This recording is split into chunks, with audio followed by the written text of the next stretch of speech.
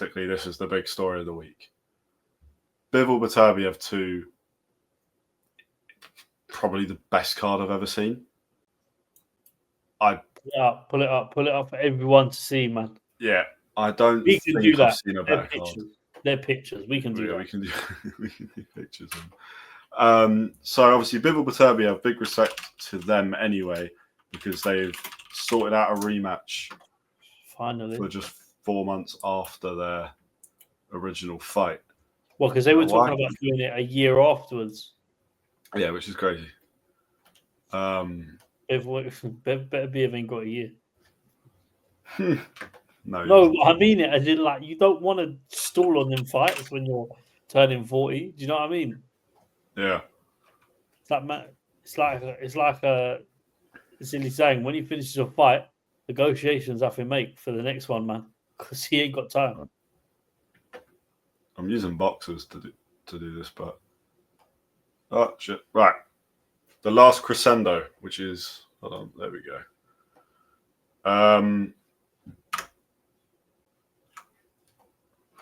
Jesus, there we go. Right, Beterbiev Bivol headlines.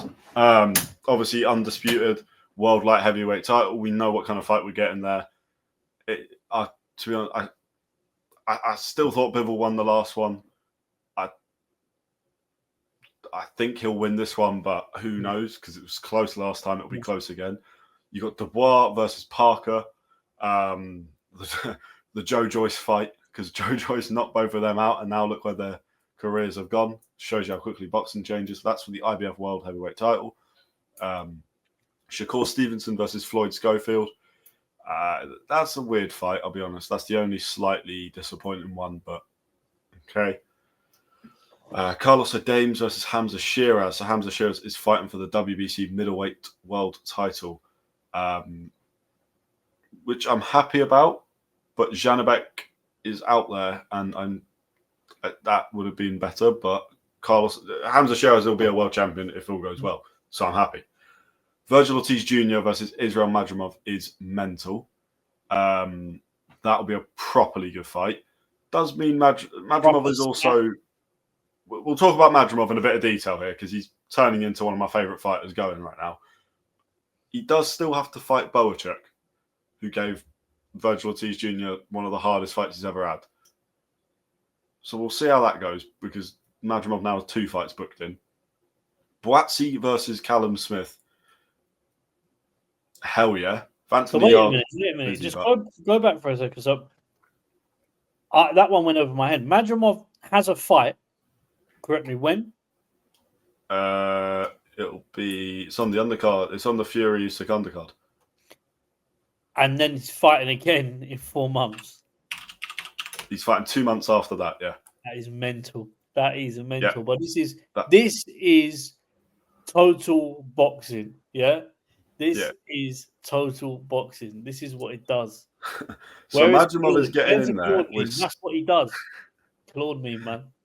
Madrimov's last 4 fights, right, are Magomed Kurbanov, who I'll be honest, before the fight, Madrimov I'd never seen, but he was 25-0. Then he fought Terence Crawford, 40-0. Then he's fighting Sergey Boachuk on the undercut co-main event on the Fury Usyk rematch, who's 24-2, and gave Virgil Ortiz Jr. the hardest fight he's ever had. And then he's already booked in to fight Virgil Ortiz Jr., who's 22-0 with 21 knockouts. Madrimov is serious. Saudi bread have to make. That's what it is. Yeah, Saudi bread make. But Madrimov is, yeah. Madrimov's serious, but I told you, when there's the desert money involved, it's different. Fighters will jump, and I hear it. Yeah. But this is what we need. That's what we see. That's what we see. Yeah, exactly. Fighters being rewarded well for what they do and putting their life on the line. Exactly. And giving us good fights and giving the fans good fights and contributing to a good card. And then, they get paid well for it. I ain't got nothing wrong with that. No, not at all. I mean, like, Hamza Shiraz has been really active. Madrimov has been, like, he's stupidly active. It will be interesting if he loses. Hamza Shiraz is Queensbury captain when they do the 5v5s. And I'm pretty sure he's an ambassador for Riyadh season as well. He is, yeah. He's one. So he will get offered dibs on cards. Yeah, of course. And then Boatsy Smith. I mean, I'm happy about it. Boatsy versus Yard was taking too long. I'm happy. I don't. It's Boatsy Yard's Boatsy took on a weird turn because obviously Yard's a boxer, but he needed a warm up fight, which he's now had. The problem is it's like now Boatsy's fighting in. Like, if the fight's ever going to happen, the problem is now does Yard get another fight in the next 2 months, and then or near enough close to the time of say Beterbiev and Bivol, because that's the fight then that you want to be pushing towards next. If it doesn't happen next, for me that fight's never going to happen. Do you know what? As they get older, I'm actually not that bothered about watching it because I just think the fight worse and worse as it goes on. Yeah, no, it's true. I mean, Anthony Yard's last performance wasn't anything to shout about. It was his first fight back for a long layoff, so okay. Boatsy looks really good. It doesn't look like that'll be that competitive, whereas these two, Boatsy against Hutchinson looked solid, and Smith in his fight on the last weekend, which we didn't speak about, but I thought we'll wait anyway. Smith won in the 5th round. He got some rounds in. He put him down 3 times. He looked like the sort of classic Callum Smith.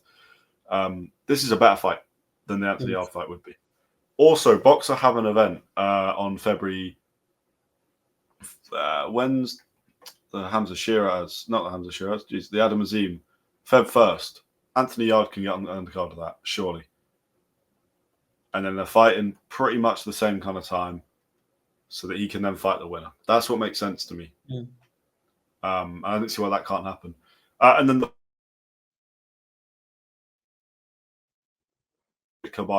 the winner very likely fighting Anthony Joshua for the vacant WBC interim world title. Are we doing interim? 5 world title fights. Wait a minute. What is this? So Joshua's got an interim. Joshua could be fighting for a WBC interim title. Yeah. I'm not on it. Like I'll be honest with you, I'm not on it. Like in terms of like, what is even the WBC interim title? It means they're next in line, doesn't it? We had this conversation already. Do you know what? That's like a question to myself, but kind of like a reaction. You know that ones. WBC interim title. Just get rid of them. Throw them in the bin. Throw all of them in the bin. Interim titles. Throw them in the bin. How have you got an interim champion when you've got a champion? Go home. Go home. I'm sorry. I just want to see Joshua fight for a title. If a title. Or Cabiel or whoever it is, I don't care whoever's fighting, but make it a title, not interim titles. These lot are making too much money off sanctioning fees and stupidness by just making more belts. Like that's a good point. Man. That's a good point. They are making a lot of money from their little 2% fees here and there. Honestly. Bring in Turkey Alashake 1 belt divisions. I'm all for it. Oh, I think you froze. Am I back? Yeah, you're back now. Bring in Turkey Alashake and 1 belt divisions. I'm all there for that. Yeah, do you know, I'm not against it.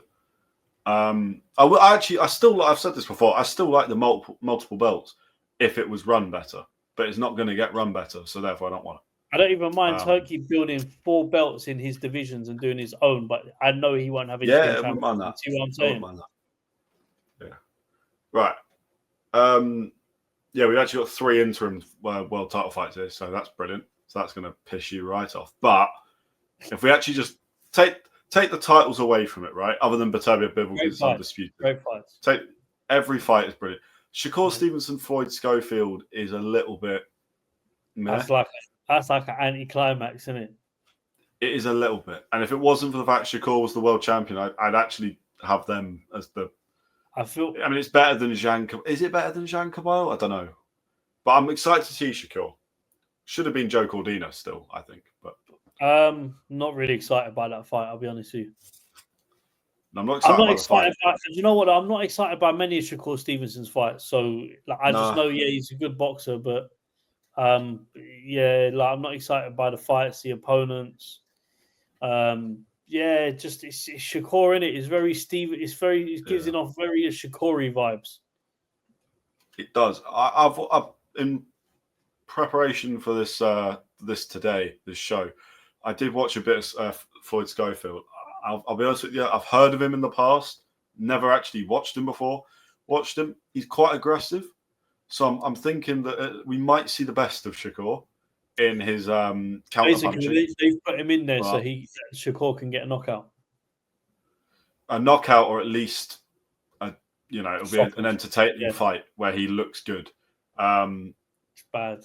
That's what it's going to be, because I think it's too early for Floyd Schofield. Looking at his age and his resume, nothing on their screens ready to be fighting what's meant to be a pound-for-pound number one fighter. Can I just say pound for pound for what, by the way? He's got some good wins. He's got some really good wins on his pound for pound. Is he like top 5? No, not top 5. I'm saying top 15. He's in his top 5. He's in the top 5. Yeah, because some people are going, look how good he is. Let's just put him there now when he's not proven it yet. I believe he will end up being, at some point, a pound-for-pound number one fighter. But it's when. Oh, I didn't include this in the weekly roundup. Gervonta Davis might retire at the end of 2025. That's massive. I forgot to include that. But, oh, well. We learn. We move. Gervonta Davis retiring in 2025. I actually can understand the reasons why. Yeah. That's a very aggressive. Right. That's a very aggressive individual that he's found peace in not. And if it means him not boxing, then I don't think that anyone will be able to stop him if he chooses to. Made his money. He's probably more than comfortable in himself, thinking he's the best because he's beaten some of the best. So why not? Let's just look at these fights for a second. I mean, we'll obviously, the closer we get to the date, we'll do proper shows. We've got to do a watch along for it because we did one for the first fight, and this is the best card. Let's talk about that. Is this the best card you've ever seen? I'm going to say it's one of the best in terms of boxing matches. Yes. Do you know what? Yeah. I'm just beating around the bush. It is a very good card. I'm not sure if it's the best I've ever seen, but it's definitely, I would say, it gives you everything from fight to fight. It's like your equal amount of entertainment minus Floyd Schofield and Shakur Stevenson. I really don't like that fight. Yeah. But yeah. No, that's fine. I think that's the only letdown on this card. But then everyone has them. Some Saudi cards have got man who are just starting up in Saudi fighting on the prelims. So we should be putting Shakur in the prelims. That's where we should be putting him on this. That's the crazy thing. Like, genuinely, and this is not even in a disrespectful way, every fight on there feels 50-50. Carlos Adames, Hamza Shiraz is a little bit... I expect Shiraz to win that. But it's not too far. It's not too far. Shakur Stevenson should wipe the floor with Floyd Schofield. 98. Unless Schofield is some like hidden talent that we didn't know about. I've not seen anything that suggests he'll beat Shakur in any capacity. Win probability for Shakur Stevenson, 98. Win probability for Floyd Schofield, 2%. Yeah. Yes, for me, the rest of them are 50-50. Yeah, 50-50. Maybe Hamza 70-30. Yeah. Other than that, 50-50, definitely. Yeah. Let's do some just very early, kind of really just to keep talking about it, because we could talk about it all day. Let's do a little bit of predicting. Beterbiev Bivol, how are you seeing that going? The rematch. I think Beterbiev wins again. You think Beterbiev wins again? I think Bivol will do more, because I think Bivol was close. I think Bivol will win. But who knows? That one is the best fight on the card, because those two are pound for pound top fighters. Daniel Dubois, Joseph Parker. I'm saying early now, I think Joseph Parker might win. I'm with you on that still. Parker generally nullifies any sort of power punching. Might be too quick. He's faster than Dubois. Yeah. Movement's too good. Parker's on, Dubois up until the AJ fight. Dubois was on this hot streak of beating fighters that he was a bit of an underdog for. Parker's done the exact same. He beat Wilder when Wilder was on this comeback and everyone thought Wilder's got the punch. Now, he didn't have the punch. Wilder was shocking, but Parker made sure that Wilder was bad. Parker then beat Zhang, which again, people thought he might get caught. He did not get caught. I mean, you can argue, really, Parker deserved to be fighting for a world title before Dubois, but that's just the way the rankings go. Dubois was number 1 for the IBF, so. Or Hrgovic was, and Dubois fought him. I think Parker will win. And I would quite like to see him win as much as I like Daniel Dubois. Because I really like Joseph Parker. I'm a big fan. Yeah. And then I guess it's a case of who... would they rematch? Don't know. Depends how good of a fight it'll be. Shakur Stevenson, Floyd. I wonder who's going to win. I was in my head going, do I even mention it? Shakur Stevenson. Wow, I'm sure we're all thinking the same thing. Hamza Shiraz, I think, like I said, 70-30 should win. What do you reckon? Yeah. Carlos Adames is good, but Shiraz should be winning that. Yeah. There's a reason that Shiraz is fighting Carlos Adames and not Janabek Al-Mededi or whatever. Yeah. Virgil Ortiz v. Madrimov, a very 50-50 fight. I'm leaning towards Virgil Ortiz. I'm actually leaning Madrimov on the basis of Madrimov's activity. Yeah. I'm going to enjoy that fight. That's all I know. Yeah. Buatsi and Callum Smith. I actually think